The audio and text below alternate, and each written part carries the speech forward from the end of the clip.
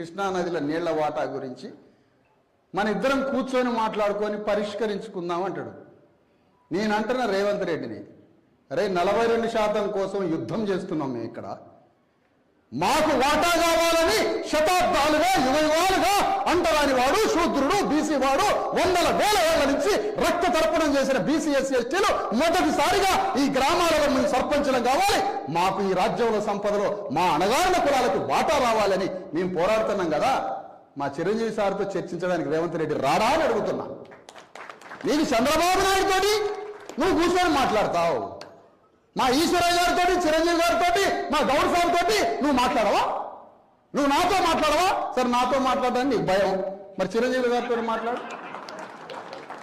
ఎందుకంటే ఆయనకి ఎందుకు భయం అంటే, నేను ఈ మధ్య 8వ తరగతి క్లాసుకు పోయాను మొన్న.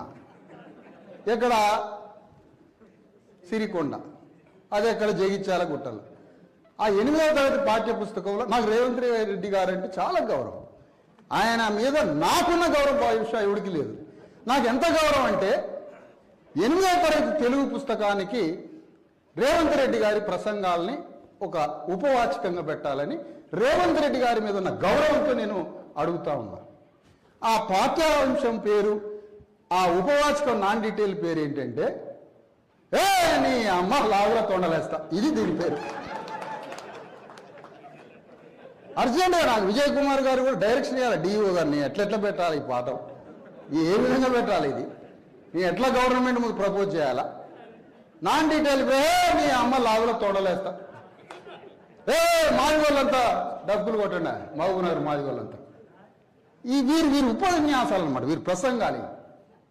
చెప్పొచ్చే విషయం ఏంటంటే, నీకు చంద్రబాబు నాయుడికి ఒక్క 10 టీఎంసీలో 50 టీఎంసీలో నీళ్ళ దగ్గర తగాదైతే, మీ ఆంధ్ర అగ్రవర్ణాల భూముల్లో నీళ్లు పారడం కోసం మీరిద్దరు కూర్చొని చర్చించుకుంటున్నప్పుడు, బీసీ ఎస్సీ ఎస్టీల రిజర్వేషన్ల యుద్ధం జరుగుతుంటే మాతో చర్చించడానికి ఎందుకు రావు అని అడుగుతున్న ఈ వేదిక మీద నుంచి.